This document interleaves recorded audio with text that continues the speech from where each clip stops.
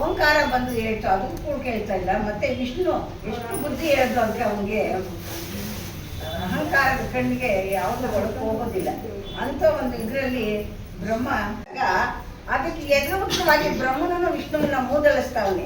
ಬ್ರಹ್ಮನು ವಿಷ್ಣು ಏನೇನ್ ಮಾಡಿದ್ದ ನಡವಳಿಕೆಗಳು ಅವನು ಸ್ವಲ್ಪ ತಪ್ಪು ನಡೆದಿತ್ತು ಹಿಂದೆ, ಜಲಂಧರ ಕಥೆ ಬರುತ್ತೆ. ಅಂತ ವಿಷಯಗಳನ್ನೆಲ್ಲ ಈ ಅಳಿಸಿ ಮಾತನಾಡ್ತಾವನೆ. ಆವಾಗ ಇವ್ರು ಹೇಳ್ತಾವ್ರೆ, ದುರ್ವಾರಸ್ಥರೇ ಜನನಂ ಪಾಪಂ ಪರ್ವತ ಸ್ಥೂಲಂ ಇಂತೆಂದು ಪುರಾಣಗಳು ಹೇಳಲಾಗಿ ಆ ಪುರಾಣಗಳ ಕೈಯ ದೀಕ್ಷಿತನಾಗೆ ಪುರಾಣ ಪುರುಷೋತ್ತಮ ಎಂಬ ಹೆಸರು ಬಳಿಕಲಾಯಿತು. ಅದಲ್ಲದೆ ಜಲಂಧರನ ಸತಿ ವೃಂದಾದೇವಿಗೆ ಮನಸೋತು ಮತಿಗೆಟ್ಟು ಮಂಕಾಗಿ ಲೋಕದ ಸ್ಥಿತಿಗಳ ಮರೆದು ಆ ವೃಂದೆಯ ಹೋಮಕುಂಡದ ಮೇಲೆ ಕುಳಿತಿರಲಾಗಿ ನಾರದ ಕಂಡು ಕೈಲಾಸಕ್ಕೆ ಹೋಗಿ ಪಾರ್ವತಿ ಪರಮೇಶ್ವರನು ಓಲಗಂಗೊಟ್ಟಿರುವ ಸಮಯದಲ್ಲಿ ನಿನ್ನ ಸ್ಥಿತಿಯ ಭಿನ್ನವ ಮಾಡಲು ಆಗ ದೇವಿಯರು ತಮ್ಮ ಮುಡಿಯೊಳಗಣ ಬಿತ್ತುಗಳನ್ನು ತೆಗೆದುಕೊಂಡರು. ಆ ಬಿತ್ತುಗಳನ್ನು ನಾರದ ಮುನಿ ತಂದು ಆ ವೃಂದೆಯ ಹೋಮಕುಂಡದ ಮೇಲೆ ಬಿತ್ತಲು ಅವು ಶ್ರೀ ತುಳಸಿಯ ಗಿಡವಾಗಿ ಬೆಳೆಯಲು ಆ ಗಿಡವಿನ ಸಮೂಹವನ್ನು ಕಿತ್ತು ವನಮಾಲೆಯ ಮಾಡಿ ಧರಿಸಿಕೊಂಡು ಭ್ರಮೆ ಎಳೆದು ವೈಕುಂಠಕ್ಕೆ ಹೋದೆ. ಅದಲ್ಲದೆ ತಾರಕ ನಟ್ಟುಳಿಗಾರದೆ ಈಶ್ವರನ ಹೊಸನರ್ದಿಗೆ ನಿನ್ನ ಮಗನಂ ಕೊಟ್ಟು, ಮನ್ಮಥನು ವಿಷ್ಣುವಿನ ಮಗನು, ನಿನ್ನ ಮಗನಂ ಕೊಟ್ಟು ನಿನ್ನ ಪ್ರಾಣವನ್ನು ಉಳಿಸಿಕೊಂಡೆ ಎನ್ನಲು ಆ ಮಾತಿಗೆ ವಿಷ್ಣುಗೆ ಮತ್ತೆ ಕೋಪ ತಾರಕಕ್ಕೆ ಇರ್ತಾ ಇದೆ. ಏನ್ ಹೇಳ್ತಾನೆ ಅಂತ ನಾವು ಈ ದೀಪದಿಗೆ ಬ್ರಹ್ಮ ಕೇಳು ನಿನಗಿಷ್ಟೊಂದು ಮಾತು, ತಲೆಗೆ ಚಕ್ರದಲ್ಲಿಟ್ಟು ನೆಲಕ್ಕೆ ಕೆಡಗುವೆನು ಎಂದ ಮಾತಿಗೆ ಬ್ರಹ್ಮ ಇಂತೆಂದು ನುಡಿದ.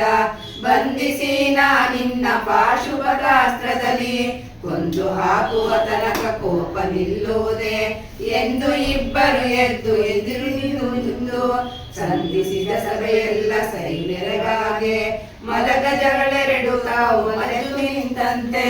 ಕುಲಗಿರಿಗಳೆರಡೆದ್ದು ಕೂಡಿ ಕದನಕ್ಕೆ ಮರೆತು ನಿಂತವರು ಮದನಿಸಲು ನಿಲ್ಲಲು ಸಿಡಿಲ ಗರ್ಜನೆಯಂತೆ ಶೀಘ್ರ ಕೋಪದಲ್ಲಿ ಗಡಬಡಿಸಿ ಇರುವರು ಗರ್ಜಿಸುತ್ತಲೇಡೆ ಕೂಡಿದೋಲಗವೆಲ್ಲ ಕೊಸರಿ ತಮಗೆ ಓಡಿತು ಸುರನಿಗರ ಒಂದೊಂದು ಕಡೆಗೆ. ಜಲಜಾಕ್ಷ ಚಕ್ರವಂ ಜಡಪಿಸುತ್ತ ಪಿಡಿದು ತಲೆಗೆ ಸರಿಸವ ನೋಡಿ ತಪ್ಪದರೆ ಇಡಲು ರೋಷವೆಗ್ಗಳವಾಗಿ ರೋಮ ಗುಳಿಗಟ್ಟಿ ಪಾಶುಪತಾಸ್ತ್ರವ ಬ್ರಹ್ಮ ಪಸರಿಸಿ ಇಡಲು ಶರಜವನಿಗೆ ಚಕ್ರವ ಹೋಗೊಡೆ ತುರುಬುತ್ತಲೆ ಚಕ್ರ ಪರಿಮುರ್ಯ ಮಾಡೆ. ಇದ್ದು ಚಕ್ರವು ಬಾಣವೆರಡು ಕಿತ್ತಾಡೆ ಎಂತು ನಿಲ್ಲಲು ಬಹುದು ಯಾರು ಬಿಡಿಸುವರು. ಕೊಡವಿಗೀಶ್ವರ ಕಣ್ಣ ಕಿಡಿಯ ಬಿಟ್ಟಂತೆ ಸಿಡಿಲ ಬಳಗವು ಕೂಡಿ ಒಡೆದಾಡುವಂತೆ ಕಿಡಿಕಿಡಿಯ ಹೊಸಗುತ್ತ ಕೇಚರತ್ವದಲ್ಲಿ ಬಿಡದೆ ಕಾಡಿದವೆಳು ಭೀಕರವಾಗಿ. ಬ್ರಹ್ಮನು ಹೇಳಿದ ಮಾತನ್ನು ಕೇಳಿ ವಿಷ್ಣು ಕೋಪ ಬಂತು. ವಿಷ್ಣು ಮತ್ತೆ ಕೋಪದಿಂದ ಇವನು ಮತ್ತೆ ಹೇಳ್ತಾವನೆ ಬ್ರಹ್ಮನಿಗೆ, ನೀನು ಇಬ್ಬರು ಒಬ್ರಿಗೊಬ್ರು ಮಾತು ಬೆರೆತು ಜಗಳನೇ ಶುರುವಾಯ್ತು. ಯಾವ ರೀತಿ ಆಯ್ತು ಅಂತಂದ್ರೆ ಕುಲಗಿರಿಗಳು ಎರಡೆದ್ದು ಕೂಡಿ ಕದನಕ್ಕೆ ದೊಡ್ಡ ದೊಡ್ಡ ಪರ್ವತಗಳೇ ಸಮಾನವಾಗಿ ಶಕ್ತಿವಂತರವರು ಆ ಎರಡು ಪರ್ವತದ ಉಪಾಧಿಯಲ್ಲಿ ಆ ಶಕ್ತಿಗಳನ್ನ ಪ್ರದರ್ಶನ ಮಾಡಿಕೊಂಡು ದೊಡ್ಡ ಯುದ್ಧನೇ ನಡೆಸ್ತಾವ್ರಂತೆ. ಆವಾಗ ಅದು ಚಕ್ರ ಬಿಡ್ತಾರೆ, ಅವನು ಪಾಶುಪತಾಸ್ತ್ರ ಬಿಡ್ತಾನೆ.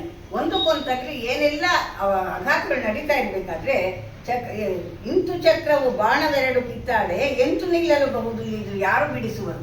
ಇದನ್ನೆಲ್ಲ ನೋಡ್ತಾ ಇದ್ದಂತ ಸುರನಿಕರ ಇತ್ತಲ್ಲ, ಅವರೆಲ್ಲ ಇಬ್ಬರು ಘಟಾನುಘಟಿಗಳು ಅಂತವ್ರು ಜಗಳಕ್ಕೆ ತಗ್ಲವ್ರೆ, ಇವ್ರನ್ನ ಬಿಡಿಸೋರು ಯಾರಪ್ಪ ಅಂತ ಅಂದ್ಬಿಟ್ಟು ಅನ್ಕೊಳ್ತಾ ಇರ್ಬೇಕಾದ್ರೆ ಕೊಡವಿಗೀಶ್ವರ ಕಣ್ಣ ಕಿಡಿಯ ಬಿಟ್ಟಂತೆ ಸಿಡಿಲ ಬಳಗವು ಕೂಡಿ ಒಡೆದಾಡುವಂತೆ ಇದನ್ನೆಲ್ಲ ಕೇಚರತ್ವದಲ್ಲಿ ಅಂದ್ರೆ ಆಕಾಶದಲ್ಲಿ ಕಾದಿದವೆರಡು ಭೀಕರವಾಗಿ ಕಾಣ್ತಾ ಇದೆ.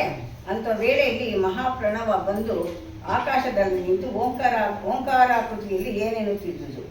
ಮತ್ತೆ ಆ ಓಂಕಾರ ಕೂಡ ಬ್ರಹ್ಮನಿಗೆ ವಿಷ್ಣುಗೆ ಸಮಾಧಾನ ಮಾಡ್ತಾ ಇದ್ದಾರೆ. ಆದ್ರೂ ಅವ್ರು ಇಬ್ಬರು ಒಬ್ರಿಗೊಬ್ರು ನಾನು ಗಟ್ಟಿ ನೀನು ಗಟ್ಟಿ ಅಂತ ಜಟ್ಟಿಗಳ ಕಾಳಗ ನಡೆದಂತೆ ಅವ್ರು ಯಾರು ಸಮಾಧಾನ ಆಗ್ತಾ ಇಲ್ಲ.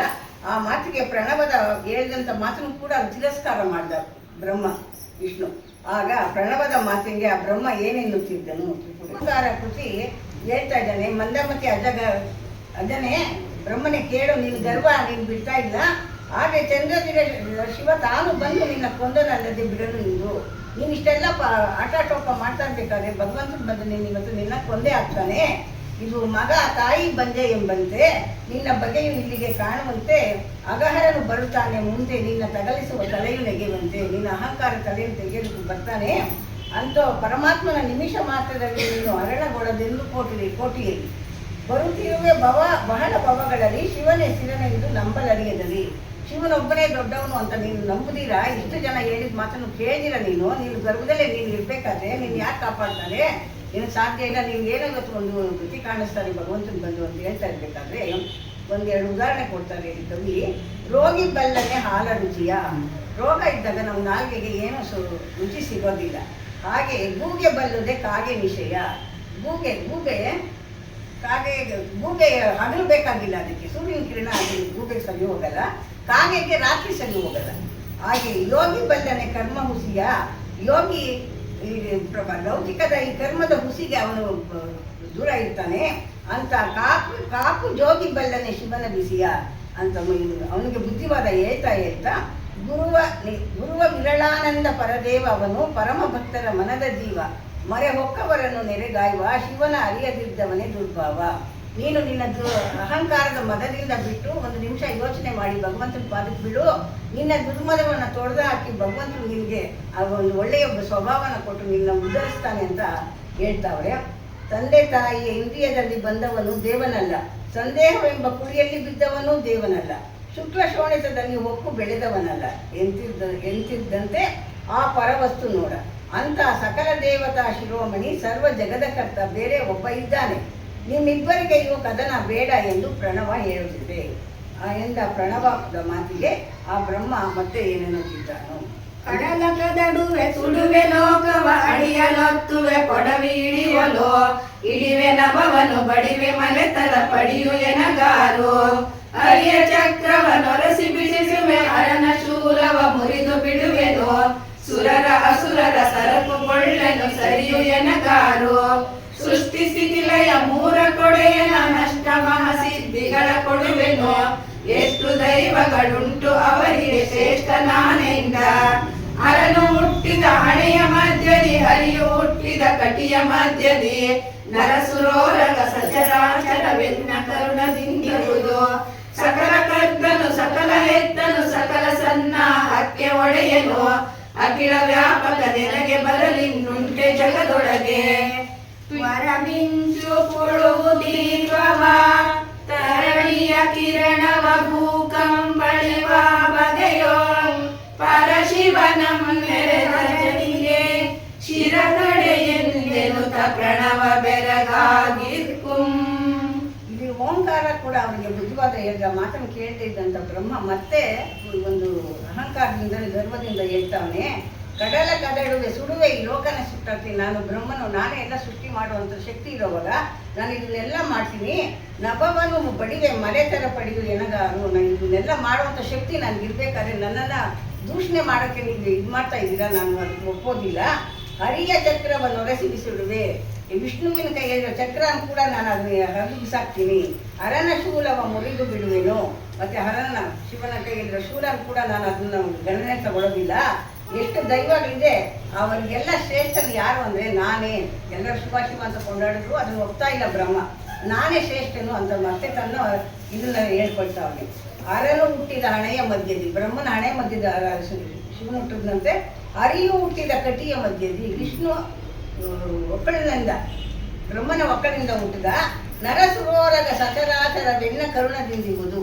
ಮತ್ತೆ ಈ ಸಕಲ ಸಚರಾಚರ ಏನಿದೆ ಅದನ್ನೆಲ್ಲ ನನ್ನ ಕರುಣಾ ದೃಷ್ಟಿಯಿಂದ ನನ್ನ ಸೃಷ್ಟಿಯಾಗಿರೋದು. ಇವೆಲ್ಲ ಸಕಲ ಕರ್ತನು ಸಕಲ ಹೆತ್ತನು ಸಕಲ ಸನ್ನಾಹಕ್ಕೆ ಒಡೆಯನು ಅಖಿಲ ವ್ಯಾಪಕ ನಿನಗೆ ಬದಲಿನ್ನುಂಟೆ ಜಗದೊಳಗೆ. ನಾನೇ ಸಕಲ ಕರ್ತನು, ಈ ಪ್ರಪಂಚಕ್ಕೆ ಒಡೆಯನೇ ನಾನು.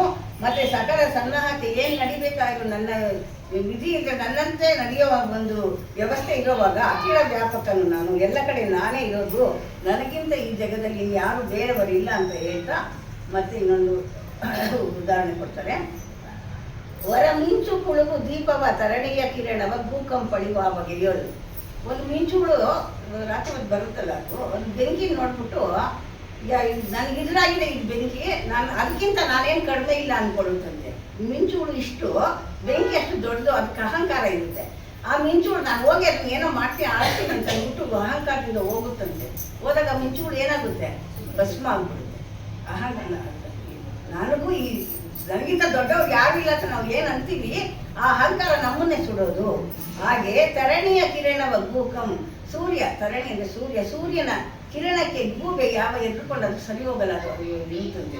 ಹಾಗೆ ಪರಶಿವನ ಮರೆದ ಅಜನಿಗೆ ಅಂತ ಪರಮಾತ್ಮನು ಸ್ವಯಂಭೂ ಅನಾದಿ ಪರಬ್ರಹ್ಮ ವಸ್ತುವನ್ನ ಮರೆತಂತ ಬ್ರಹ್ಮನಿಗೆ ಶಿರಗಡೆ ಎಂದೆಂತ ಪ್ರಣವ ಬೆರಗಾಗಿತ್ತು ಅಂತ ಭಗವಂತನಿಗೆ ನೀನು ಪ್ರಣಾಮ ಹಾಕು ಅಂತ ಹೇಳ್ತಾ ಬೆರಗಾಗಿ ನೋಡ್ತಾ ಇದೆಯಂತೆ. ಆ ವೇಳೆಯಲ್ಲಿ ಮಹಾದೇವ ಬರುತ್ತಿದ್ದರದೆಂತಲೇ. ಆವಾಗ ಮಹಾದೇವ ಪರಮಾತ್ಮನು ಇವ್ರ ಜಗಳ ನೋಡಿ ಮತ್ತೆ ಒಂದು ಮುಂದೆ ಕಾಣಿಸ್ಬೇಕಲ್ಲ, ಅದಕ್ಕೆ ಒಂದು ವ್ಯವಸ್ಥೆ, ಅದಕ್ಕೆ ಬರ್ತಾ ಇದ್ದಾರೆ. ಘೋರ ತರದ ಅಮಾವಾಸ್ಯ ದಿನ ಸರಿ ರಾತ್ರಿಯಲ್ಲಿ ಈಶನು ತೋರಿದನು ನಿಜ ರೂಪ ಎಣಿಸಿದ ಸೂರ್ಯನಂತೆ. ತಳತಳಿಪ ಕೆಂಜಡೆಯು ಮಕುಟದ ಪೊಳೆವ ಚಾರು ಚಂದ್ರನ ಜ್ವಲನ ನಯನದ ದಶಭುಜದ ಪಂಚವಳೆವ ಕಡೆ ಮುಖದ ವಿಷಗೊರಳು ಬಿಸಿ ಕಣ್ಣು ಮೈಯೊಳು ಎಸೆವ ವ್ಯಾಘ್ರದ ಚರ್ಮದ ವಿಸುಪ ಮೃಗ ತ್ರಿಶೂಲಡ ಮರುಗ ಬಸಿದದಿಂದ ಇಟ್ಟ ಉರಗಾಭರಣ ಪಾದದಿ ಮೆಟ್ಟಿದಂತ ಪಾವುಗೆ ಅಟ್ಟಹಾಸದಿ ಬಂದ ಬ್ರಹ್ಮನ ದೃಷ್ಟಿಗಿದಿರ ದೇವನಿದಿರೊಳು ಬಂದು ನಿಲ್ಲಲು ಜೀವ ಕಾಮ್ಯವನರಿಯದ ಗಾವಳಿಗನ ಜನೆತ್ತ ಬಲ್ಲನು ಸಾವು ನಿತ್ಯವನು ನೀರನುಳಿದಾಮೃತಮ ಕೊಂಬರಾಳ ತಾನೇ ಬಲ್ಲುದಲ್ಲದೆ ನೀರ ಕಾಗೆಯಾನೇನ ಬಲ್ಲುವುದು ಕ್ಷೀರ ಗುಣವನ್ನು ಒಳೆವ ಮಣಿಗಳ ಗುಣವರತ್ನಾವಳಿಗ ತಾನೇ ಬಲ್ಲನು ಇಳೆಯ ಕವಿತಾನೇನ ಬಲ್ಲದು ರತ್ನಗಳ ಗುಣವ ರೂಢಿಗೀಶನ ಮಹಿಮೆ ಭಕ್ತ ಸಗಾಡರವನೇ ಬಲ್ಲರಲ್ಲದೆ ಕೋಡಿ ಗರ್ವದಿ ಶಿವನ ಬಲ್ಲನೆ ಮೂಢ ಬ್ರಹ್ಮ ಹರಿಸುರೇಂದ್ರ ದಿಪಾಲರೆಲ್ಲರೂ ಕರವ ಮುಗಿಯುತ್ತ ಸ್ತುತಿಸಲು ಪುರಹರನುತ ಬಂದು ಬ್ರಹ್ಮನ ಗಿದಿರೊಡನೆ ನಿಲ್ಲಲು. ಬ್ರಹ್ಮನ ಅಟ್ಟಹಾಸ ಜಾಸ್ತಿಬೇಕಾದ ವಿವೇಕಂತಂದ್ರೆ ಮಹಾದೇವನಿಗೆ ಯಾವ ರೀತಿ ಬಂತಂದ್ರೆ, ಘೋರ ಥರದ ಅಮಾವಾಸ್ಯೆ ದಿವಸ ಕರಾಳವಾದ ಆ ತಮ್ಮ ಕತ್ತಲೆ ಇರುತ್ತಲ್ಲ, ಆ ಸರಿ ರಾತ್ರಿಯಲ್ಲಿ ಈಶ್ವರನು ತನ್ನ ನಿಜ ರೂಪ ತೋರಿಸ್ಕೊಂಡ ಸೂರ್ಯನಂತೆ ಬಂದನಂತೆ. ಹೇಗೆ ಬಂದ ಅಂದರೆ, ತಳತಳಿಪ ಕೆಂಜೆಡೆಯಲ್ಲಿ ಮುಕುಟ ತಳತಳನೆ ಹೊಡಿತಾ ಇದೆಯಂತೆ. ಹೊಳೆವ ಚಾರು ಚಂದ್ರನ ಜ್ವಲನ ನಯನದ ದಶಭುಜದ ಚಂದ್ರನ ಒಂದು ತಲೆಯಲ್ಲಿ ಜ್ವಲನ ನಯನದ ದಶಭುಜದ ಮೂರನೇ ಕಣ್ಣು ದಶಭುಜದ ಪಂಚವೊಳೆವ ಕಳೆಮುಖದ ವಿಷಗೊರಳು ಬಿಸಿ ಗಣ್ಣು ಮಯಳು ಇಂಥ ಒಂದು ವ್ಯವಸ್ಥೆಯಲ್ಲಿ ಎಸೆವ ವ್ಯಾಘ್ರದ ಚರ್ಮನ ಒದ್ದುಕೊಂಡು ತ್ರಿಶೂಲ ಡಮರುಗ ಬಸಿತದಿಂದ ಉರಗಾಭರಣ ಪಾದದಿ ಮೆಟ್ಟಿದಂಥ ಪಾವುಗೆ, ಭಗವಂತನು ಚರಣದಲ್ಲಿ ಮೆಟ್ಟುಕೊಂಡಂಥ ಪಾವಿಗೆ ಅಟ್ಟಹಾಸದಿ ಬಂದ ಬ್ರಹ್ಮನ ದೃಷ್ಟಿಗಿದ್ದೀರ. ಇಷ್ಟೆಲ್ಲ ಒಂದು ತರವಾಗಿ ಒಂದು ಭಗವಂತನ ಲೀಲೆ, ಅದು ಭಗವಂತನ ಒಂದು ನಿಜ ಶೃಂಗಾರ. ಆ ನಿಜ ಶೃಂಗಾರದಿಂದ ಬಂದು ಬ್ರಹ್ಮನ ಎದುರು ನಿಂತ್ಕೊಂಡಂತೆ. ದೇವನಿದಿರೊಳು ಬಂದು ನಿಲ್ಲಲು ಜೀವಕಾಮ್ಯವನರಿಯದ ಗಾವಳಿಗ ಅಜನೆತ್ತ ಬಲ್ಲನು ಸಾವು ನಿತ್ಯವನು. ಆ ಸಾಕ್ಷಾತ್ ಪರಬ್ರಹ್ಮ ವಸ್ತುನೇ ನಮ್ಮ ಎದುರು ಬಂದು ನಿಂತ್ಕೊಂಡಾಗ ಇವನು ಲೌಕಿಕದ ಒಂದು ವ್ಯವಸ್ಥೆಯಲ್ಲಿ ಈಶ್ವರನ ಮಹಿಮೆನ ಅರಿಯದಿದ್ದ ಮದದಿಂದ ಇರುವಾಗ ಈಶ್ವರನ ಬಗ್ಗೆ ಅವನಿಗೆ ಗೊತ್ತಾಗ್ತಾ ಇಲ್ಲ. ಅಂದರೆ ಇವನ ಅಹಂಕಾರ ಅಳಿಬೇಕು, ಇದೊಂದು ಕಾರ್ಯಕಾರಣ, ಇದೊಂದು ನಡಿಬೇಕು ಒಂದು ಪ್ರಸಂಗ. ಆ ಒಂದು ಇದಕ್ಕೆ ಬಂದು ನಿಂತ್ಕೊಂಡಾಗ ಜೀವಕಾಮ್ಯವನರಿಯದ, ಇವನು ಲೌಕಿಕದ ವ್ಯವಸ್ಥೆಯಲ್ಲಿ ಇರುವಾಗ ಗಾವಳಿಗ ಅಜನೆತ್ತ ಬಲ್ಲನು. ಬ್ರಹ್ಮನಿಗೆ ಯಾವ ರೀತಿ ಇದು ಗೊತ್ತಾಗ್ತಾ ಇಲ್ಲ.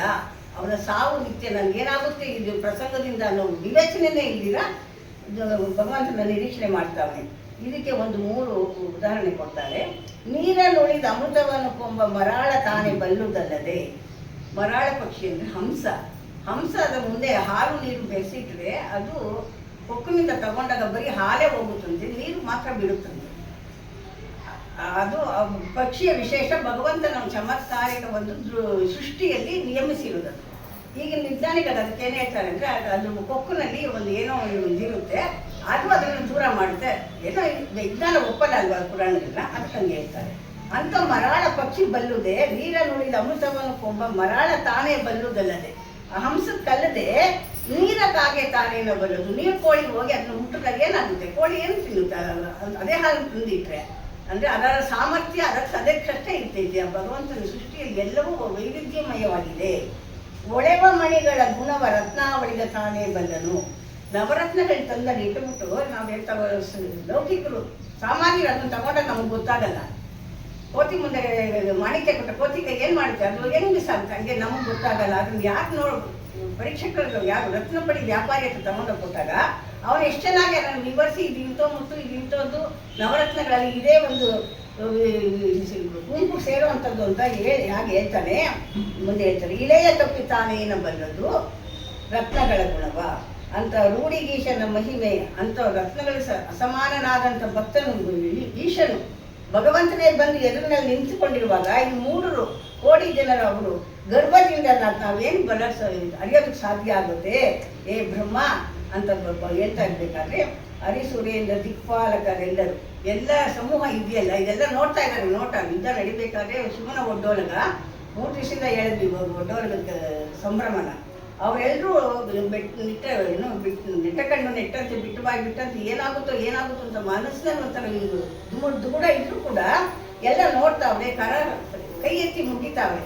ಮುಗಿದು ಪುರಹರನು ಬಂದು ಬ್ರಹ್ಮನ ಹಿದಿರೊಳಗೆ ನಿಲ್ಲಲು. ಇವರೆಲ್ಲ ಕರ ಮುಗಿದು ಸ್ತೋತ್ರ ಮಾಡ್ತಾವ್ರೆ ಭಗವಂತನಿಗೆ. ಇದನ್ನೇನೋ ಒಂದು ಪ್ರಸಂಗನ ಮುಕ್ತಿ ಕೊಡಪ್ಪ ಇದಕ್ಕೆ ಕೇಳಿಕೊಂಡು ಪುರಹರನು ಬಂದು ಬ್ರಹ್ಮನ ಹಿದಿರೊಳಗೆ ನಿಂತುಕೊಂಡಿದ್ದಾನೆ. ಆ ವೇಳೆಯಲ್ಲಿ ಬ್ರಹ್ಮನು ಶಿವಮೂರ್ತಿಯನ್ನು ಕಂಡು ಉಗ್ರ ಕೋಪವನ್ನು ತಾಳಿ ಏನೆನ್ನಿಸಿದ್ದನು. ಇದಂತ ನೋಡಿದಂಥ ಬ್ರಹ್ಮನಿಗೆ ಅಲ್ಲಿಗೂ ಅಹಂಕಾರ ಹೋಗಿಲ್ಲ, ಎದುರು ಬಂದು ನಿಂತಿದ್ದಾನೆ. ಯಾರು ಬ್ರಹ್ಮಾಂಡಕ್ಕೆ ಒಡೆಯನಾದಂಥವನು ಈ ಬ್ರಹ್ಮನ್ ಯಾರು, ಕಶ್ಯಪ್ ಭಗವಂತನಿಂದ ಸೃಷ್ಟಿಯಾದಂಥವನು.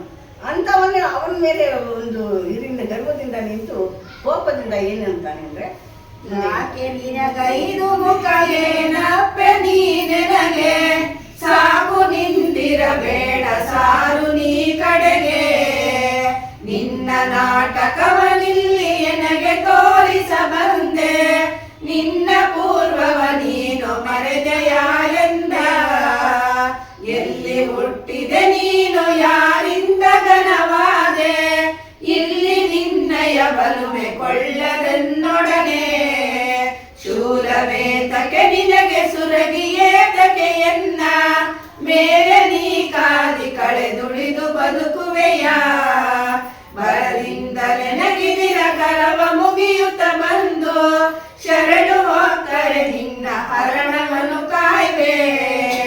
ಉಗ್ರ ರೂಪದಿಂದ ಬ್ರಹ್ಮನ್ ಹೇಳ್ತಾವೆ ಎದುರು ನಿಂತ ಭಗವಂತನಿಗೆ, ನಿನ್ಗೆ 5 ಮುಖ ಐತೆ, ನಿನಗೆ ಯಾಕೆ ಬೇಕು 5 ಮುಖ? ಯಾವ್ದು 5 ಮುಖ ಅಂತಂದ್ರೆ ಸದ್ಯೋ ಇದು ಪಂಚಭೂತಗಳ ಸೃಷ್ಟಿ ಮಾಡಿದ್ನಲ್ಲ ಭಗವಂತನು, ಅದು 5 ಮುಖ. ಸದ್ಯೋಜಾತ, ವಾಮದೇವ, ತತ್ಪುರುಷ, ಈಶಾನ, ಅಘೋರ. ಆ ಮುಖಗಳನ್ನು ನಿನ್ಗೇನಕ್ಕೆ ಬೇಕು? ನನ್ನ ಎದುರು ನೀನು ನಿಂತಿರಬೇಡ, ನೀನು ದೂರ ಹೋಗು ಅಂತ ಅಂದ್ಬಿಟ್ಟು ಬ್ರಹ್ಮ ಉದಾಸೀನದಿಂದ ಮಾತನಾಡ್ತಾನೆ. ನಿನ್ನ ನಾಟಕವನ್ನ ನಿಲ್ಲಿಸು, ನಾನು ಅದನ್ನು ತೋರ್ಸಕ್ಕೆ ನನ್ನ ಹತ್ರ ಬಂದಿದ್ಯಾ ನಿನ್ನ ಪೂರ್ವದ ಇತಿಹಾಸ ನನಗೇನು ಗೊತ್ತಿಲ್ಲ ಅಂದ್ಕೊಂಡಿದ್ಯಾ? ಬೇಡ, ನೀನು ಶೂಲ ಏತಕ್ಕೆ, ಸುರಗಿ ಏತಕ್ಕೆ, ಕತ್ತಿ ಸುರಗಿ ಅಂದರೆ ಮೇಲೆ ನೀ ಕಾದಿ ಕಳೆದುಳಿದು ಬದುಕುವೆಯಾ? ನಾನೇನ ನಿಮ್ಮ ಸಂಗೀತದಲ್ಲಿ ನೀನು ಬದುಕೋದೇ ಅಸಾಧ್ಯ ಅಂತ ಇದಿರೋವಾಗ ನೀನು ನನ್ನ ಎದುರು ಬಂದು ನಿಂತ್ಕೊಳ್ಳೋಕ್ಕೆ ನಿಮ್ಗೆ ಎಂತ ಧೈರ್ಯ ಇದೆ? ಬರದಿಂದಲೇ ನಗಿದಿರ ಕರವ ಮುಗಿಯುತ್ತ ಬಂದು ಶರಣು ಹೋಗ್ತಾರೆ ನಿನ್ನ ಹರಣವನ್ನು ಕಾಯ್ದೆ. ಭಗವಂತನಿಗೆ ಹೇಳ್ತಾವನೆ ಅವನು ಬ್ರಹ್ಮನು ಅಹಂಕಾರದಿಂದ ಪರಮಾತ್ಮನು ಎಂಥವನು ನೀನು ಬೇಗನೆ ಬಂದು ನನ್ನ ಕರನ ಕೈ ಮುಕ್ಕೊಂಡು ನೀನು ಬಂದು ನನ್ನ ಶರಣು ಹೋಗ್ತಾರೆ, ನಾನು ನಿನ್ನ ಪ್ರಾಣ ಕಾಪಾಡ್ತೀನಿ. ಬ್ರಹ್ಮನು ಶಿವನ್ಗೆ ಹೇಳ್ತಾ ಇದ್ದಾನೆ. ಅಹಂಕಾರ ಎಲ್ಲಿಗೆ ಮಿತಿ ಮೀರಿ ಹೋಗಿದೆ. ಆ ವೇಳೆಯಲ್ಲಿ ಪರಶಿವ ಮೂರ್ತಿ ಬ್ರಹ್ಮನಾಡಿದ ಮಾತನ್ನು ಕೇಳಿ ರೌದ್ರ ಕೋಪವಂ ತಾಳಿ ಆ ಬ್ರಹ್ಮನ ಗರ್ವವಂ ಪರಿಹರಿಸುವನೆಂದು ಕಾಲಭೈರವ ರೂಪವಂ ತಾಳಿದನೆಂದನೆ. ಕಾಲಭೈರವ ರೂಪನ ಧರಿಸಿ ಕಾಳೆ ಮೇಘದ ಒಡ್ಡು ಬೆಳೆದುದೋ ಕಾಳವೇ ರೂಪಾಗಿ ನಿಂದುದೋ ಬೇಡಲೇನ ಅದ್ಭುತದ ಕಳೆ ಬ್ರಹ್ಮಾಂಡ ಬಿರಿಯುವಂತೆ ಕೆಂಜುರಿಯ ಕಿಡಿಗಳ ಗಣ್ಣು ನೊಸಲಿನ ಕೆಂಜಡೆಯ ಕೆದರಿದ ಮಹಾಶಿರ ನಂಜುಗೊರಳಿನ ನಾಟಕದ ಭೀಕರದ ರೂಪಿನಲ್ಲಿ ಪಿಡಿದ ಶೂಲವು ಗದೆ ಪಿನಾಕವು ತೊಡರು ಪೆಂಡೆಯು ಖಡ್ಗಡ ಮರುಗ ಗುಡುಗುಡಿಗನ ಗರ್ಜನೆಯ ಓಂಕಾರ ಘೋಷದಲ್ಲಿ ಪೊಡವಿಯೊಡೆದಂತರಲ್ಲಿ ಅಂಬರ ನಡೆದು ರೂಪಾದಂತೆ ರೌದ್ರದಿಯೇ ಗಡಿಬಡಿಸುತ್ತ ಬಾಳ ಕೋಪದಿ ಕಿಡಿಯನುಗೊಳ್ಳುತ್ತಲೇ ನಡೆದು ನಿಂದೆಯ ನುಡಿದ ಜನ ಶಿರ ಪಿಡಿದು ನಗದಿಂಚಿ ಉಟಿ ಬಿಸುಡಲು ಕಡಲು ಒಡೆದಂತ ಜನರ ಕುತವು ಕೊಡವಿ ತುಂಬಿದುದು ಸಿಡಿಮಿಡಿ ಕೊಡುತ್ತ ತೊಡಗಿ ನಡುಗುತ್ತ ಮೃಡನ ಭಯಂಕರ ರೂಪ ಕಾಣುತ್ತ ಕಡು ಬಯದಿ ಕಂಗೆಟ್ಟು ಮೂರ್ಛೆಯು ಕೆಳದ ನಾಗಸುಮ ನೋಡಿದರು ಸುರ ಮುನಿಗಳೆಲ್ಲರೂ ಮಾಡಿದರು ಹಾಸ್ಯವನ್ನು ತಮ ತಮ ಆಡಿದರು ಗರ್ಭಿತೆಗೆ ಶಿಕ್ಷೆಯ ನೋಡು ನೋಡೆನುತ ಆಯಿತೆ ನಿನ್ನೈದನೆಯ ಶಿರತಾವು ಗರ್ಭಿಗೆಯ ಪರಿಹರ ಆಯಿತೆ ಈಶನನು ಶರಣು ಎಂದು ಅಗಿಲ ಜನ ಅದನು ಮೂರ್ಛೆಯ ತಿಳಿದು ಮೆಲ್ಲನೆ ಭುಜಗಭೂಷಣ ಭಕ್ತಿಯಿಂದಲೇ ಬದಿಸುತ್ತೆಸೆದನು ಸೈನ್ಯದಿಂದಲೇ ಬೇಡಲೇನದನು ಶರಜಭವತಾನೆದ್ದು ಮೆಲ್ಲನೆ ಕರವ ಮುಗಿಯುತ್ತ ಕಾಲ ಭೈರವೆ ಶರಣು ಶರಣೆಂದೆನುತ್ತಲಿದ್ದನು ಸುರರು ಬೆರಗಾಗೆ. ಬ್ರಹ್ಮನ ಹೇಳಿದ ಮಾತಿಗೆ ಭಗವಂತನಿಗೆ ಕೋಪ ಬಂತು. ಸಹಜವಾಗಿ ಅವನು ಶಾಂತ ಸ್ಥಿತಿಯಲ್ಲಿ ಅವನಿದ್ದು ಅವನು ಗರ್ಭನ ಪರಿಹರಿಸಬೇಕು ಅಂತ ಬಂದವನಿಗೆ ಈ ಮಾತು ಹೇಳಿದಾಗ ಅವರು ಕಾಲಭೈರವ ರೂಪವನ್ನು ಧರಿಸಿದ್ರು. ಆ ರೌದ್ರಾವತಾರದ ರೂಪ ಹೇಗೆ ಬಂತು ಅಂತಂದ್ರೆ ನೋಡಿದವರು ಮೈ ಜುಮ್ ಅನ್ಬೇಕು. ಅದು ಇದ್ರಿಗೆ ಆ ರೂಪದ ಎದುರಿಗೆ ನಿಲ್ಲಕ್ಕೆ ಅಸಾಧ್ಯವಾದಂಥ ರುದ್ರ ರೂಪವನ್ನು ಧರಿಸ್ಕೊಂಡು ಬಂದವರೇ.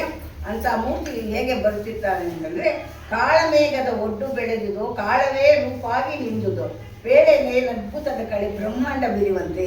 ಈ ಬ್ರಹ್ಮಾಂಡನೇ ಬಿರಿದು ಹೋಗುತ್ತೇನೋ ಭೂಕಂಪ ಆಗಿ ಹೋಗ್ಬಿಡುತ್ತೇನೋ ಅನ್ನೋಗೆ ದಿಮಿ ದಿಮಿ ಅಂತ ಹೆಜ್ಜೆ ಇಟ್ಕೊಂಡು ಭಗವಂತ ಕಾಲಭೈರವನ ರೂಪದಲ್ಲಿ ಎಲ್ಲ ಆಯುಧಗಳನ್ನು ಧರಿಸ್ಕೊಂಡು ಕಣ್ಣಲ್ಲಿ ಜ್ವಾಲೆ ಮೂರನೇ ಕಣ್ಣು ಬಿಟ್ಟು ಜ್ವಾಲೆಯ ಬಿಸಿಗೆ ತತ್ತರಿಸಿ ಹೋಗುವಂತ ವಾತಾವರಣ ಸೃಷ್ಟಿಯಾಗಿದೆ.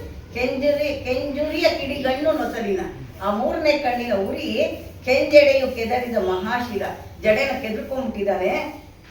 ರೌದ್ರಾವತಾರ ನಟನೆ ರುದ್ರಾವತಾರ ಅಂತೀವಲ್ಲ. ಯಾರ ಕೋಪ ಬಂದಾಗ ನಾವೇನಂತೀವಿ ಅವ್ರನ್ನ ರುದ್ರಾವತಾರ ಬಂದ್ಬಿಟ್ಟೈತೆ ಇವನಿಗೆ ಯಾವಾಗ ಸಮಾಧಾನ ಮಾಡೋದು ಅಂತೀವಿ. ಆ ಕೋಪ ಬಂದಾಗ ನಮ್ಮ ಮನಸ್ಸು ಯಾವ ರೀತಿ ಆಗುತ್ತೆ ಅಂತಂದ್ರೆ ನಾವೇನು ಮಾಡ್ತೀವಿ ನಮ್ಮ ಮನಸ್ಸಿನ ಭಾವನೆಗಳೇನು ಎಲ್ಲ ವ್ಯತಿರಿಕ್ತ ಆಗುತ್ತೆ.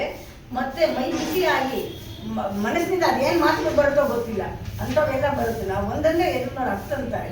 ಅಂಥ ಕೋಪದ ಉರಿಯಲ್ಲಿ ಭಗವಂತನಿಗೆ ಅಷ್ಟು ಕೋಪ ಬಂದಿರಬೇಕಾದ್ರೆ ನಂಜುಗೊರಳನ ನಾಟಕದ ಭೀಕರದ ರೂಪಿನಲ್ಲಿ ಆ ವಿಷಕಂಠನ ಈ ನಾಟಕದ ಭೀಕರ ರೂಪಿನಲ್ಲಿ ಬರ್ತಿದ್ದಾನೆ.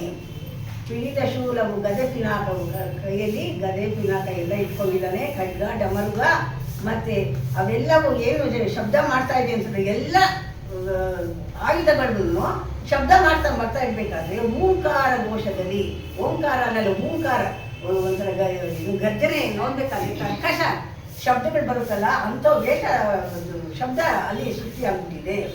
ಕೊಡವಿಯೊಡದ ಅಂದದಲ್ಲಿ ಅಂಬರ ನಡೆದು ರೂಪಾದಂತೆ ಇರುವುದಲ್ಲಿ ಅದೆಲ್ಲ ಬರ್ತಾ ಇರ್ಬೇಕಾದ್ರೆ ಭೂಮಿನ ಬಿದ್ದು ಬಿಟ್ಟು ಅಂಬರ ಆಕಾಶ ನೆನೆ ಬಿದ್ದೋಗಿದ್ದೇನೋ ಅನ್ನೋ ರೀತಿಯಲ್ಲಿ ನಡೆದು ಬರ್ತಾ ಇರ್ಬೇಕಾದ್ರೆ ರೌದ್ರಾವತಾರದಲ್ಲಿ ಗಡಬಡಿಸುತ್ತಾ ಬಹಳ ಕೋಪದಿ ಕಿಡಿಯನ್ನು ಗುಳುತ್ತಲಿ ಆ ಜ್ವಾಲೆಯ ಕಿಡಿ ಸುತ್ತಲೂ ಹರಡ್ತಾ ಇದೆ.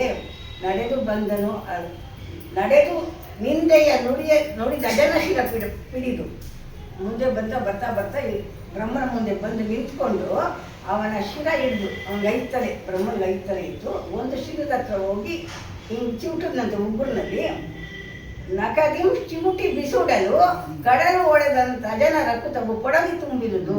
ಹಿಂಗೆ ಸುಮ್ಮನೆ ಅಂದ ತಕ್ಷಣ ಬಿದ್ದೋಯ್ತಂತೆ. ಆವಾಗ ಕಡಲು ಸಮುದ್ರನೇ ಒಡೆದು ಹೋಯ್ತು. ರಕ್ತ ಯಾವ ರೀತಿ ಬಂತು ಅಂತ ಈ ಕವಿಯ ವರ್ಣನೆ. ಕಡಲು ಒಡೆದಂತ ಅಜನ ರಕ್ಕುತವು ಅಜನ ಮೈಯಿಂದ ರಕ್ತ ಯಾವ ರೀತಿ ಸುರಿತು ಅಂದರೆ ಕೊಡವಿ ತುಂಬಿರುವುದು. ಕೊಡವಿ ತುಂಬಿದಷ್ಟು ರಕ್ತ ಸುರಿತಾ ಇದೆಯಂತೆ. ನೋಡಿದರು ಸಿಡಿಮಿಡಿಗೊಳ್ಳುತ್ತಾ ತೊಡರಿ ನಡುಗುತ್ತಾ ಬ್ರಹ್ಮನ್ಗೆ ಏನಾಗುತ್ತೆ ಈ ಥರ ಆಗುತ್ತೆ ಅಂತ ಅವ್ನಿಗೆ ಗೊತ್ತಾಗ್ಲಿಲ್ಲ. ಎದುರು ನಿಂತು ಯಾವಾಗ ತನ್ನ ಶಿರನ ಕಿತ್ತು ಬಿಸಾಕಿದ್ನೋ, ಓ ಇದು ನನಗಿಂತ ಹೆಚ್ಚಿನ ಒಂದು ಶಕ್ತಿ ಇದ್ದಿದೆ, ನಾನು ಈಗ ಆಗ್ಬಿಡ್ತೀನಿ ಅಂತ ಆವಾಗ ಮೈಯಲ್ಲಿ ಒಂದು ರೋಮಾಂಚನೂ ಆಯಿತು, ಭಯನೂ ಆಯಿತು. ನಾನಿನ್ನು ಇಲ್ಲಿಗೆ ಇದ್ದರೆ ನನ್ನ ಸಾಯಿಸ್ಬಿಡ್ತಾನೆ, ಬಿಡೋದಿಲ್ಲ ಅಂತ ಅಂದ್ಬಿಟ್ಟು ಸಿಡಿಮಿಡಿಗೊಳ್ಳುತ್ತಾ ನಡುಗ್ತಾ ಇದ್ದಾನೆ ಬ್ರಹ್ಮನು. ಮೃಡನ ಭಯಂಕರ ರೂಪವನ್ನು ಕಾಣುತ್ತಾ ಮೂರ್ತಿ ಕೂಡ ಬಿದ್ದುಬಿಟ್ಟಿದ್ದಾನೆ. ನೋಡಿದರು ಸುರಮುನಿಗಳೆಲ್ಲರೂ, ಮಾಡಿದರು ಹಾಸ್ಯವನ್ನು. ಯಾಕೆ ಹಾಸ್ಯ ಮಾಡಿದ್ರು ಅಂದರೆ ಇಂಥವರೆಲ್ಲ ಬುದ್ಧಿ ಹೇಳಿದ್ರು ಬ್ರಹ್ಮನಿಗೆ, ಯಾರ ಮಾತು ಕೇಳಿಲ್ವಲ್ಲ ನೀನು ಶಿಕ್ಷೆ ಆಗ್ಬೇಕಾದ್ದೆ. ನಾವು ಅಂತೀವಲ್ಲ ಅಹಂಕಾರದಲ್ಲಿ ಮಲ್ತಿದ್ದಾಗ ಅಹಂಕಾರ ತಕ್ಕಂತೆ ಅವನಿಗೆ ಇದಾಯಿತು ಅಂತ ಹೇಳಿದಾಗೆ ಅದೇ ರೀತಿ ಅವಳು ಆಗಿದೆ. ಆಯಿತೆ ನಿನ್ನ 5ನೆಯ ಶಿರ ತಾವು ಹೋಯಿತೆ ಗರ್ಭಿಕೆ ಇದು ಪರಿಹಾರ. ನಿನ್ನ 5ನೇ ತಲೆ ಹೋಯ್ತು, ಅಹಂಕಾರ ಪಟ್ಟಿದ್ದಕ್ಕೆ ನಿನ್ನ 5ನೇ ತಲೆ ಹೋಯ್ತು. ಈ ಈಶ್ವರನು ಶರಣಾಗು ಇವಾಗಾದ್ರೂ ಆಗು ಅಂತಂದ್ರು. ಆಗಲೂ ಹೇಳ್ತಾವ್ರೆ, ಈಶನನ್ನು ಶರಣ್ ಹೋಗು ಎಂದು ದಕ್ಕಿಡ ಜನ, ಅಲ್ಲಿ ನೆರೆದಿರೋದ ಜನರೆಲ್ಲ ಹೇಳ್ತಾರೆ. ಅದನ್ನು ಮೂರ್ತಿಗೆ ತಿಳಿದು ಮೇಲನೆ ಇಷ್ಟೆಲ್ಲ ನಡೀತಾ ಇರ್ಬೇಕಾದ್ರೆ ಮೂರ್ತಿ ಹೋದಂತ ಅದನ್ನು ಮೇಲೆ ಎದ್ದ. ಭುಜಗಭೂಷಣ ಭಕ್ತಿಯಿಂದಲೇ ಭಜಿಸುತ್ತೆಸೆದನು ದೈನ್ಯತೆ ಬಂದ್ಬಿಟ್ಲಿಲ್ಲ. ಆವಾಗ ಭಗವಂತನು ಕೇಳ್ಕೊಳ್ತಾವನೆ, ಶರಜ ಭವ ತಾನೆದ್ದು ಮೆಲ್ಲನೆ ಕರವ ಮುಗಿಯುತ್ತ ಕಾಲ ಬೈರಗೆ ಶರಣೆಂದೆನು ತಲೆಯಿದ್ದರು ಸುರರು ಬೆರಗಾಗಿ.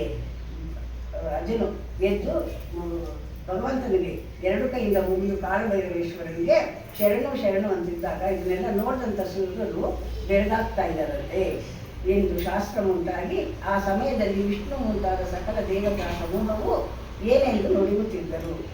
ಎನ್ನ ಮಾತ ಕೇಳದೋದೆ ಎಲೆ ಬ್ರಹ್ಮ, ಇಂದು ನಿನ್ನ ಪ್ರಾಪ್ತಿ ಇಷ್ಟ ಇದೆ ಎಲೆ ಬ್ರಹ್ಮ. ಇನ್ನು ಶಿವನ ಹರಿಕೆ ಕುರಿಯೋ ಎಲೆ ಬ್ರಹ್ಮ, ನೀನು ನಿನ್ನ ಗರ್ವದಿಂದ ಕೆಟ್ಟೆ ಎಲೆ ಬ್ರಹ್ಮ. 4 ವೇದ ಹೇಳಲಾಗಿ ಎಲೆ ಬ್ರಹ್ಮ, ನೀನು ಲೋಕಹಾಸ್ಯವಾಡಿ ಕಳೆದೆ ಎಲೆ ಬ್ರಹ್ಮ. ಸಾಕಾಯಿರೆ ನಿನ್ನ ಜನ್ಮ ಎಲೆ ಬ್ರಹ್ಮ, ಶಿವಗೆ ಅನೇಕ ತೆರದಿ ನಮಿಸ ಬದುಕೋ ಎಲೆ ಬ್ರಹ್ಮ. ಅರನ ಮಹಿಮೆ ಅರಿಯದೆ ಎಲೆ ಬ್ರಹ್ಮ, ನೀನು ಗುರಿಗಿಂತ ಕಷ್ಟವಾದೆ ಎಲೆ ಬ್ರಹ್ಮ. ಶಿರವು ಹರಿದು ಧರೆಗೆ ಬಿದ್ದುದು ಎಲೆ ಬ್ರಹ್ಮ, ಶಿವನ ಸ್ಮರಿಸಿ ಚರಣ ಕೆರಗಿ ಬದುಕು ಎಲೆ ಬ್ರಹ್ಮ. ಗುಡುಗುಡಿಸಿ ಕಾಲ ಭೈರವ ಎಲೆ ಬ್ರಹ್ಮ, ನವ ನಡೆದನೆದ್ದು ನೀನು ನಡೆದು ಎಲೆ ಬ್ರಹ್ಮ. ನುಡಿದ ನಿಂದೆಯ ದೊಡ್ಡ ಶಿರವ ಎಲೆ ಬ್ರಹ್ಮ, ಶಿವನು ಪಿಡಿದು ನಕದಿಂಚಿ ಉಡಿ ಬಿಸುಟ ಎಲೆ ಬ್ರಹ್ಮ. ಆದಿ ಮೂಲ ಕರ್ತನೆಂದು ಎಲೆ ಬ್ರಹ್ಮ, ನೀನು ಭೇದಿಸಿ ನೋಡದಲೆ ಓದೆ ಎಲೆ ಬ್ರಹ್ಮ. ಓದಿತ್ತೀಗ ನಿನ್ನ ಶಿರವು ಎಲೆ ಬ್ರಹ್ಮ, ಲೋಕ ಗಾದೆಗೆ ನೀನಗೆ ಎಲೆ ಬ್ರಹ್ಮ. ವಿಷ್ಣು ಹೇಳ್ತಾವನೆ, ಎಷ್ಟೆಷ್ಟು ಜನ ನಿನ್ಗೆಲ್ಲಾನು ಬುದ್ಧಿವಾದ ಹೇಳಿದ್ರು, ನೀನು ಕೇಳಲಿಲ್ಲ. ನೀನು ಅರನ ಮಹಿಮೆನ ನೀನು ಅರಿಯದೆ ಹೋದೆ, ಅರಿದೇ ಹೋಗಿ ಇಂಥ ಕಷ್ಟ ನೀನೇ ಇದನ್ನ ತಂದುಕೊಂಡಿದ್ಯಾ. ನಿನ್ನ ಶಿರ ಅರ್ದು ಬಿದ್ದೋಗಿದ್ದು ನಿನ್ನ ಒಂದು ನಿನ್ನ ಅಹಂಕಾರದಿಂದನೇ. ಆದ್ದರಿಂದ ಭಗವಂತನ ಸ್ಮರಿಸಿ ಅವನ ಚರಣಕ್ಕೆ ನೀನು ಅವನ ಆಶೀರ್ವಾದಕ್ಕೆ ಒಳಗಾಗುವಂತ ಹೇಳ್ತಾ, ಆದಿ ಮೂಲ ಕರ್ತನೆಂದು ಎಲೆ ಬ್ರಹ್ಮ, ನೀನು ಭೇದಿಸಿ ನೋಡದಲ್ಲಿ ಹೋದೆ ಎಲೆ ಬ್ರಹ್ಮ. ಅವನು ಭಗವಂತನು ಯಾರು, ಆದಿ ಮೂಲ ಅನಾದಿ ಪರಬ್ರಹ್ಮ ವಸ್ತು ಅಂತ ನೀನು ಹಚ್ಕೊಳ್ಲಿಲ್ಲ. ನೀನು ಆದ್ರಿಂದ ನಿನ್ನ ಶಿರ ಹೋಗಿ ಇವತ್ತು ನೀನು ಎಲ್ರಿಗೂ ಪರಿಹಾಸ್ಯಕ್ಕೆ ಈಡಾಗಿದೆಯಾ ಅಂತ ಹೇಳ್ತಾ, ಕಾಲಭೈರವ ಮೂರ್ತಿ ಬ್ರಹ್ಮನ ಶಿರವ ಚಿವುಟಿ ನೆಲಕ್ಕೊಗೆದು ಮೇಲೆ ಕಾದುತ್ತಿದ್ದ ಚಕ್ರ ಪಾಶುಪಟಾಸ್ತ್ರಗಳೆರಡನ್ನೂ 2 ಹಸ್ತದಿಂದ ಹಿಡಿದು ಭೀಕರ ರೂಪಿನಿಂದ ಇರಲು ಆ ಕಾಲಭೈರವ ಮೂರ್ತಿಯ ರೌದ್ರ ಜ್ವಾಲೆಗೆ ಜಗತ್ತಿನ ಸರ್ವ ಪ್ರಾಣಿಗಳು ತಳಮಳಗೊಂಡು ಸಾಯುವಂತಾಗಲು ವಿಷ್ಣು ಮುಂತಾದ ಸಕಲ ದೇವತಾ ಸಮೂಹ ಏನೆಂದು ಕೊಂಡಾಡುತ್ತಿದೆ. ಆ ರೌದ್ರಾವತಾರದ ಕಿಡಿಗೆ ಪಶು ಪಕ್ಷಿ ಪ್ರಾಣಿಗಳು ಮತ್ತೆ ಪ್ರಕೃತಿ ಎಲ್ಲವೂ ನಾಶ ಆಗ್ತಾ ಇದೆಯಂತೆ, ಎದುರಿ ಓಡೋಡಿ ಹೋಗ್ತಾ ಇದೆಯಂತೆ. ಅದನ್ನೆಲ್ಲ ಕಂಡಂತ ವಿಷ್ಣು ಮುಂತಾದ ಸಕಲ ದೇವತೆಗಳ ಸಮೂಹ ಅವರು ಭಗವಂತನ ಏನಂತ ಕೊಂಡಾಡ್ತಾರೆ ಅಂತ ಈ ಪದ್ಯದಲ್ಲಿ ಹೇಳ್ತಾರೆ. ಶರಣೋ ಶರಣೋ ರಕ್ಷಾಮಣಿಯೇ, ಶರಣೋ ಶರಣೋ ದೈವ ಗಣಿಯೇ, ಶರಣೋ ಶರಣೋ ಮೋಕ್ಷದ ಅಗ್ರ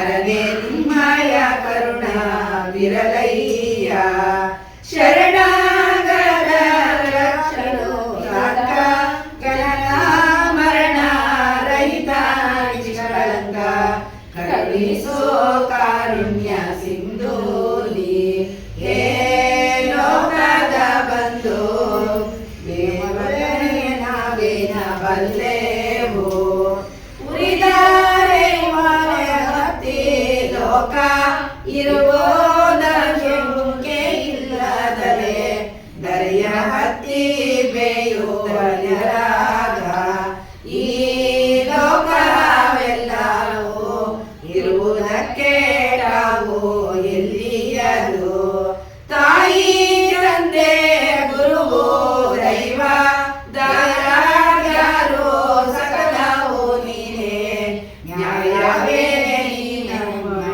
ನೀವ ಹೇ ದೇವರಾಜೇ ಸಾಯದೆ ಈ ಲೋಕ ಉಳಿವುದೇ ಸಕಲ ಲೋಕದ ರಕ್ಷಕರ್ತ ಅಖಿಲ ಬ್ರಹ್ಮಾಂಡಗಳ ಒಡೆಯ ಸಕವೇ ನಿಮ್ಮ ನರಿಯಾದ ನರರಿಂಗೆ ಹೇ ಕಾಯದ ಬದ್ಧ ಅಗಂತ ಈಶ್ವರನೇ ಕರುಣಿಸು ಆದಿನಾಥ ಅಖಿಲ ದಾತ ಮೂರ್ದೇವ ಮೂರ್ತಿಗಳ ತಾತ ಸಾಧಾರ ಸನ್ಮೂಲಿ ಜನಪ್ರೀತ ಲೋಕ ಪ್ರಖ್ಯಾತ ಆದಿಮೂರ್ತಿ ಸಲಹೈ ನಮ್ಮನು ಮಲಹರನೆ ನಿಮ್ಮ ನಿಂದಿಸಿದೆ ತಲೆಯಾಲಿಗೆ ಕೊಂಡ ಅಜಗೆ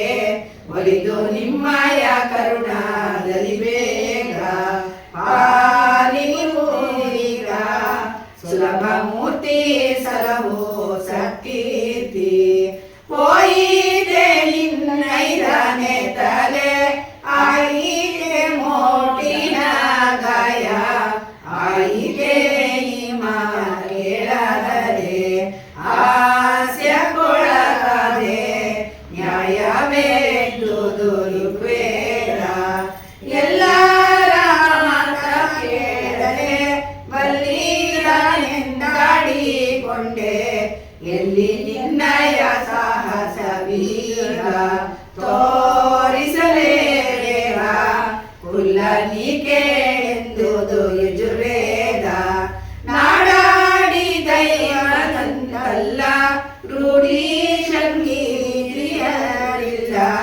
ಬೇಡವೆಂದು ಆಡಿದೆ ನಾನು ಹೇ ಮೂಢ ಬ್ರಹ್ಮ ಕೋಡಿಯಾದೆಯ ಎಂದುದು ಸಾಮವೇದ ಅರನಾಲಿಂದೆಯಿಂದ ನಿನಗೆ ಮರಣವೆಂದಾಡಿದೆ ನಾನು ಗರ್ವ ಹೆಚ್ಚಿ ಕೇಳದಲೆ ನೀನು ನೀರೆಯ ತಲೆಯ ಕುರಿಯಾದೆ ಎಂದುದು ಅಧರ್ಮಣವೇದ ಶಿಖಂಡನ ನರಿಯದ ಯೋಗ ಹತವಾಗಿರು ಜಯಿಂದರಿಯೋ ನೀನು ಬಿದ್ದು ಹೋದಲ್ಲಿ ಮೋಕ್ಷ ಗಲ್ಲಿನೇ ಸಲಹೋ ನಮ್ಮಯ್ಯ ವಿಷ್ಣು ಮತ್ತು ದೇವತಾ ಸಮೂಹ ಈಗ ಯಾವ ಪರಿಸರ ನಾಶ ಆಗ್ತಾ ಇದೆ ಭಗವಂತನ ರೌದ್ರ ರೂಪಕ್ಕೆ ಅವರು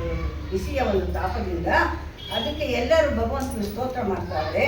ಶರಣು ಶರಣು ರಕ್ಷಾಮಣಿಗೆ, ಶರಣು ಶರಣು ದೈವದನಿಗೆ, ಶರಣು ಮೋಕ್ಷದ ಅಗ್ರಗಣಿಗೆ, ಪುರುಷದ ಕಣಿಗೆ ಭಗವಂತ ನಮ್ಮನ್ನು ಕರುಣಿಸಿ ಸಲಹು ನಿನ್ನ ರೂಪನ ಮರೆಮಾಚಿಸಿ ಮಾಡುವಂತ ಹೇಳ್ತಾ ಅನೇಕ ವಿಧವಾಗಿ ಸ್ತೋತ್ರ ಮಾಡ್ತಾವೆ.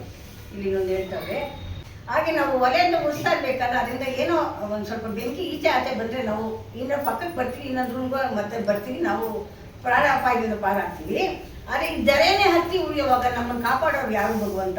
ಈ ಪ್ರಾಣಿ ಪಕ್ಷಿಗಳು ಸಂಕುಲ ಪ್ರಕೃತಿ ಎಲ್ಲ ನಾಶ ಆಗ್ತಾ ಇದೆ, ನಾವು ಹೇಗೆ ಉಳಿಯೋದು ಭಗವಂತ? ನಿನ್ನ ರೂಪವನ್ನು ಮಾತಿಸಿ ಶಾಂತಿದಾಯ ತಗೊಂಡು ಈ ಲೋಕವನ್ನು ಕಾಪಾಡು ಅಂತ ಅಂದ್ಬಿಟ್ಟು ಹೇಳ್ತಾ, ತಾಯಿ ತಂದೆ ಗುರು ದೈವ ದಾಯಾದಿ ಸಕಲವು ನೀನೇ ಭಗವಂತ.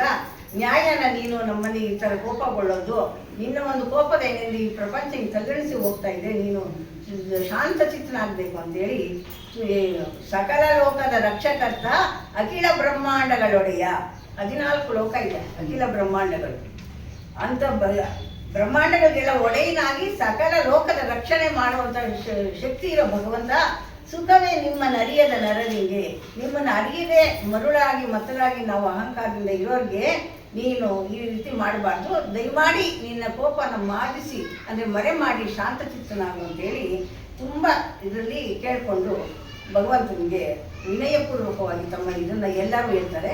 ಆನಂತರ 4 ವೇದಗಳು ಅವನ್ನ ಹೇಳಿದ್ರು ಬುದ್ಧಿವಾದ, ಅವರು ಇವನ್ನ ತಿರಸ್ಕರಿಸಿ ಇವಾಗ ಹೇಳ್ತಾವೆ, ನಾವೆಲ್ಲ ಕೇಳ್ದಂಗೆ ನೀವು ಓದಿ ಅಂತ ಯಜುರ್ವೇದ ಸಾಮವೇದ ಋಗ್ವೇದವೆಲ್ಲ ಅವರು ಬ್ರಹ್ಮನ ಮತ್ತೆ ಹೇಳ್ತಾವೆ. ಶಿತಿಕಂಠನ ಅರಿಯದಲೆ ಲೋಕ ಹತವಾಗಿ ಹೃದಯದಿಂದಲೇ ದುರ್ಗತಿಗೆ ಬಿದ್ದು ಹೋಗುತ್ತದೆ, ಮೋಕ್ಷಗಾಣದೆ ಗತಿ ನೀನೇ ಸಲಹೋ ನಮ್ಮಯ್ಯ. ಈ ಕಷ್ಟದ ಸಂಕಷ್ಟದಲ್ಲಿ ಪ್ರಪಂಚ ನಾಶ ಆಗ್ತಾ ಇದೆ, ದಯಮಾಡಿ ಭಗವಂತ ನಿನ್ನ ರೂಪವನ್ನು ಕಡೆಗಾಣಿಸ್ಕೊಂಡು ಶಾಂತಚಿತ್ತತೆಯಿಂದ ನಮ್ಮನ್ನೆಲ್ಲ ಸಲಹು ಅಂತ ವಿಷ್ಣು ಮತ್ತು ಅಲ್ಲಿನ ಇಬ್ಬರಿದ್ರಲ್ಲ ದೇವತಾ ಸಮೂಹಗಳು, ಎಷ್ಟು ಜನ ವರ್ಗದವರಿಗೆ ಎಲ್ಲರೂ ಅವರ ಮನಸ್ಸಿಗೆ ಬಂದಂತೆ ಭಗವಂತನಿಗೆ ನಿವೇದನೆ ಮಾಡ್ತಾ ಇದ್ದಾರೆ. ಇಂತೆಂದು ವಿಷ್ಣು ಮೊದಲಾದ ಸಕಲ ದೇವತಾ ಮುನಿವರನ್ನ ಕೊಂಡಾಡಲು ಆ ಕಾಲಭೈರವ ಮೂರ್ತಿಗೆ ದಯ ಹುಟ್ಟಿ ಜಲಪ್ರಳಯವಾಗಿದ್ದ ಬ್ರಹ್ಮನ ರಕ್ತವನ್ನೆಲ್ಲ ನೊಸಲಗ್ನಿಯಿಂದ ಒಣಗಿಸಲು ಬಿದ್ದಿದ್ದ ಬ್ರಹ್ಮನ ಶಿರಸ್ಸು ಶಿವಮೂರ್ತಿಯನ್ನು ಕಂಡು ಏನೆಂದು ಕೊಂಡಾಡುತ್ತಿರುವುದು ನಿಜ. ಆವಾಗ ಬ್ರಹ್ಮನ ಶಿರಸ್ಸು ಬಿದ್ದೋಗಿತ್ತು, ರಕ್ತ ಹರಿತಾ ಇದೆ.